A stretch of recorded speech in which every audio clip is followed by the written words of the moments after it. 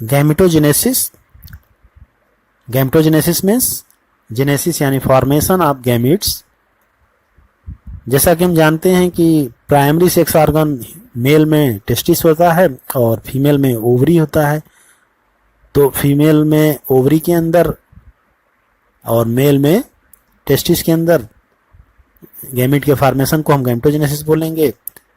Mail में testis के अंदर स्पर्म का फॉर्मेशन होता है, जबकि फीमेल में ओवरी के अंदर ओवम का फॉर्मेशन होता है। और अब हम देखते हैं कि ये प्रोसेस कैसे होती है। तो सबसे पहले हम स्पर्म के बारे में डिस्कस करेंगे। स्पर्म में फॉर्मेशन टेस्टिस के अंदर कैसे होता है इसके बारे में चर्चा करेंगे। तो टेस्टिस के अंदर कुछ इमेच्योर मेल जर्म सेल होती हैं जो कि जिनको कि हम लोग स्पर्मेटोगोनिया कहते हैं। उनमें एक प्रोसेस के थ्रू, डिवीजन के थ्रू स्पर्म का फॉर्मेशन होता है जिसको हम लोग स्पर्मेटोजेनेसिस कहते हैं।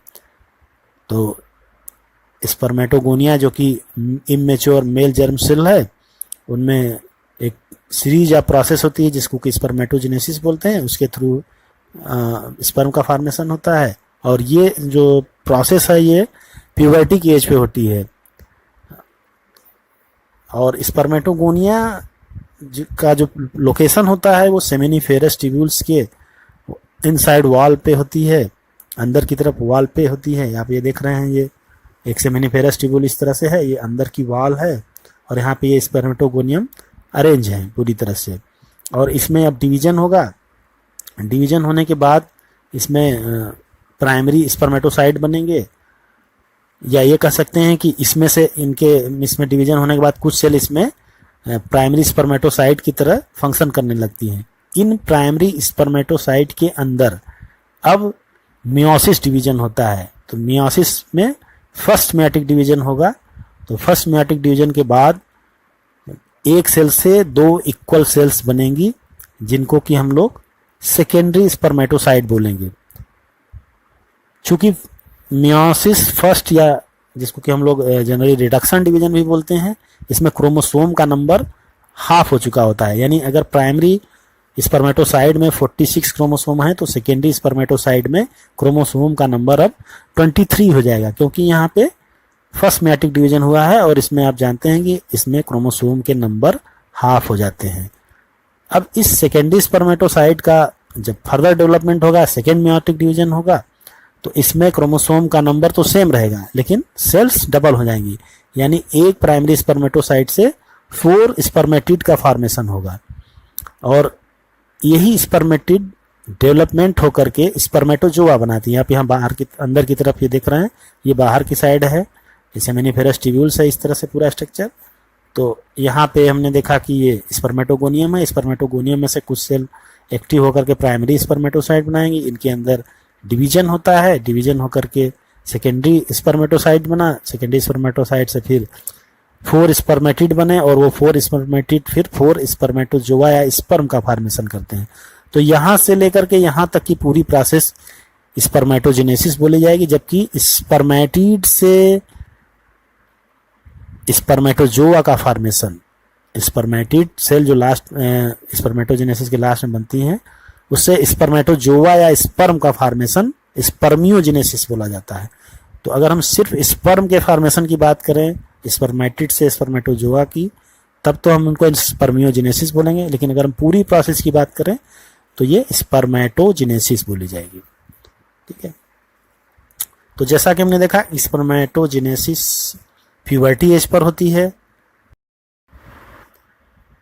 स्पर्मेटोजेनेसिस प्यूबर्टी की एज पे स्टार्ट होती है और इसके लिए कुछ हार्मोन्स इंपॉर्टेंट होते हैं। तो उसमें सबसे पहला जो हार्मोन्स है वो गोनेडोट्रोपिन रिलीजिंग हार्मोन है, जो कि हाइपोथैलेमस से रिलीज होता है। और ये हार्मोन्स एंटीरियर पिट्यूटरी ग्लैंड को स्टिमुलेट करता है, एक्टिवेट करता है, जिससे कि फिर 2 हार्मोन्स एंटीरियर पिट्यूटरी ग्लैंड से रिलीज होते हैं, गोनेडोट्रोपिन्स जो कि बेसिकली LH और FSH। LH means luteinising hormones and FSH means follicle stimulating hormones. LH जो है वो लीडिंग सेल्स, जो कि हमने देखा था कि सेमिनिफेरस ट्यूब्यूल्स के बाहर कनेक्टिव टिश्यू में कुछ सेल्स होती हैं टेस्टिस के अंदर में, उनको हम लोग लीडिंग सेल बोलते हैं। वहाँ से इसका सिक्रीशन LH वहाँ पे वर्क करता है और उससे एंड्रोजन के सिक्रीशन को स्टिमुलेट करता है। लीडिंग सेल एंड्रोजन, जो कि बेसिकली उसमें जो सबसे कॉमन होता है वो टेस्टोस्टेरोन है मेल्स में, तो लीडिंग सेल टेस्टोस्टेरोन का सिक्रीशन करती हैं और वो टेस्टोस्टेरोन फिर फर्दर स्पर्मेटोजेनेसिस प्रोसेस को स्टिमुलेट करता है।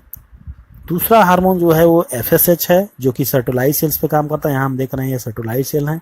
प्राइमरी सेकेंडरी साइड के अलावा कुछ सेल्स होती हैं, ये न्यूट्रिशन का फंक्शन करती हैं और इसके साथ साथ कुछ और फैक्टर्स के रिलीज को ये स्टिमुलेट करती हैं। स्पर्मियोजेनेसिस में कुछ फैक्टर्स हेल्प करते हैं जिनके के सिक्रीशन को भी स्टिमुलेट करती हैं FSH। तो इस तरह से FSH का वर्क जो है वो नर्व सेल पे है और LH का वर्क जो है वो लीडिंग सेल पे है। L से लीडिंग सेल और L से ल्यूटिनाइजिंग हार्मोन, दोनों में L वर्ड आ रहा है। स्ट्रक्चर ऑफ स्पर्म, इसमें आप देख रहे हैं कि ये इसका हेड पोर्शन है, ये नेक है छोटा सा, और ये इसका मिडिल पोर्शन है और ये टेल का पोर्शन है। तो इस तरह से हमने देखा कि 4 इसमें पार्ट्स हो गए। पहला इसका हेड है, नेक, इसके बाद मिडिल पीस एंड टेल, इस तरह से इसके 4 पोर्शन होते हैं। अब हम एक एक पोर्शन के बारे में थोड़ा सा डिस्क्रिप्शन लेंगे। तो स्पर्म का जो हेड होता है, यहाँ पे आप देख रहे हैं कि ये जो हेड का पोर्शन है, हेड में एक इलांगेटेड हैप्लॉइड न्यूक्लियस होता है। इसके साथ साथ इसका जो आगे का पोर्शन है एक कैप लाइक स्ट्रक्चर होता है जिसको कि हम लोग एक्रोसोम बोलते हैं। और एक्रोसोम का जो स्ट्रक्चर है इसके अंदर कुछ एंजाइम्स होते हैं, एक एंजाइम फील्ड कैविटी की तरह होता है जो कि फर्टिलाइजेशन में, ओवम के फर्टिलाइजेशन में हेल्प करता है। तो इस तरह से हम देखें कि ये न्यूक्लियर इसका रीजन है और ये एक्रोसोम है।